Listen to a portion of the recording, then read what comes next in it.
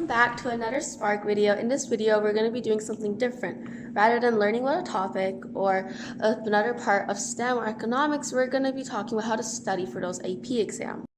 Okay, so my first tip for you guys is not to overwork yourself. I know a lot of students end up taking 4 or 5 APs in their junior year, and that's okay if you've taken AP exams in freshman year and sophomore year. But if that's your first time taking AP exams, try to keep the workload smaller. And maybe instead of taking 4 AP exams your first year, take 1 or 2. That way you can kind of ease yourself into it and develop those study habits that you can use over time.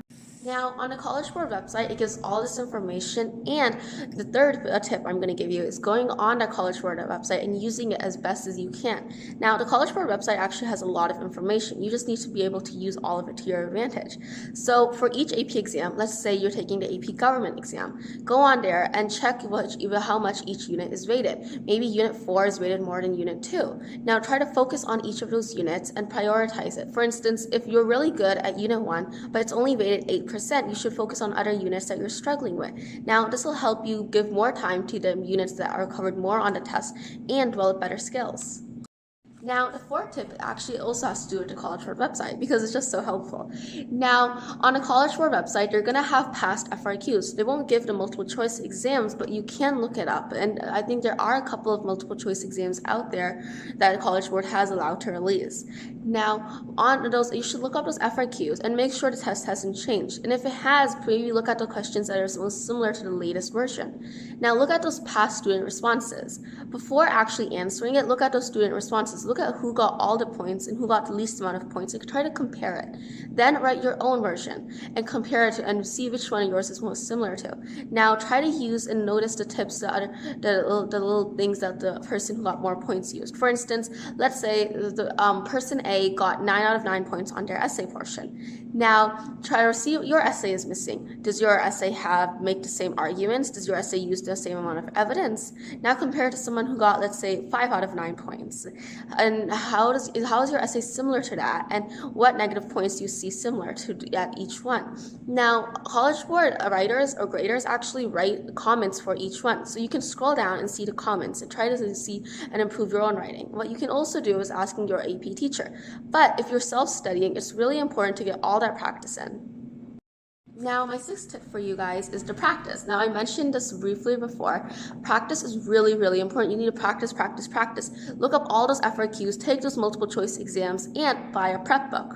Now, when it comes to buying a prep book, don't think that buying a prep book is going to get you a 5. I know a lot of people buy like the Princeton prep book, the Barron's prep book, and even the Kaplan prep book. All of them, and they don't even end up finishing all 3 of them.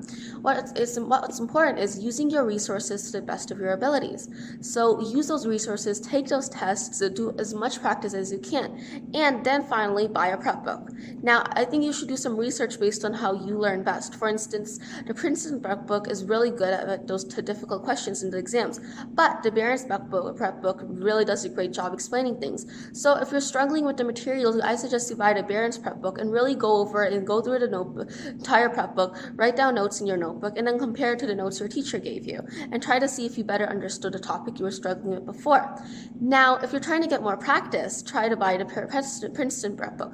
And I do suggest you still read the Princeton prep book rather than just diving into the tests. Now, my 7th tip is staying consistent. Consistency is so important because quality over quantity. It's more important how you use those tests. If you take a test, you really need to look at your mistakes. Rather than just taking multiple tests, you aren't going to improve. You might be able to maybe reduce your mistakes by 1 or 2 questions, but for those FRQ questions, you really need to understand where you're missing. Look at the answer key and the rubric. For instance, for the AP Calculus exam, look at the rubric and how many points they give for each thing. Maybe they give points for units, maybe they give points for consistency, maybe they give points for how much work you show. So look at that rubric and compare it to your work and try to improve. Now, if it's the night before the test day, try to take 1 test and then check your work, compare your answers, and then really understand what mistakes you made. For instance, if you made a mistake, let's say in the AP Calculus exam, the practice test you took, and it was through the 2nd unit about limits, go back to your notes and now study those notes again and take another test. And instead of taking the entire test, maybe take the questions that are related to limits or related to that unit that you're struggling with. This will allow you to maximize your time while also doing as much practice as you can in the limited amount of time you have. Now, the last tip I'm going to share is actually one of the most important, and it's important to employ this in the beginning of the school year when you first start your AP class. Now, focus on your study technique. How are you studying? Are you just looking at your notes and then just going into testing?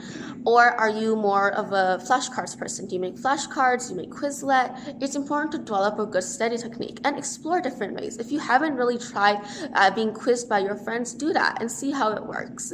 Now, once you find a good study technique, it's important to stick with that.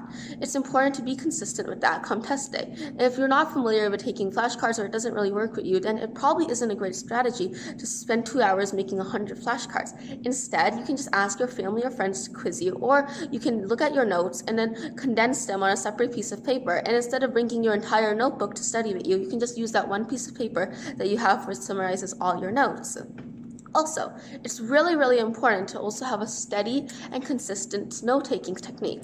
If you're good at writing with pens, you should write your notes with pens rather than writing it all jumbled up. And it's also important to have one style of taking notes rather than trying different techniques throughout your notebook.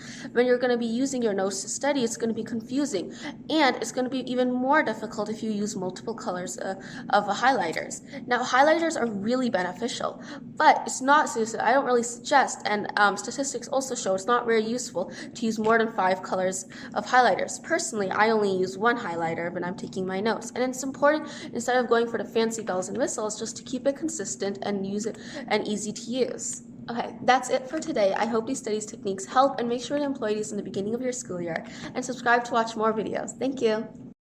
Now, the next step to preparing for your AP exams is starting off by making a list. Maybe go on a spreadsheet or write this down if you're more of a visual learner or through muscle memory. I know some people really like writing things down. Now, when you write it down, write all your AP classes, then organize it by which one comes first. Now, this can be by the day it comes first. Maybe one's on May 2nd, the other's on May 9th, okay? But it can also be, some AP exams can also be on the same day. So it's important to also make sure of the time. Now, this will help you be organized and prioritize which APs you need to work on the most, while also making sure that you're covering all your needs and know when each exam is occurring.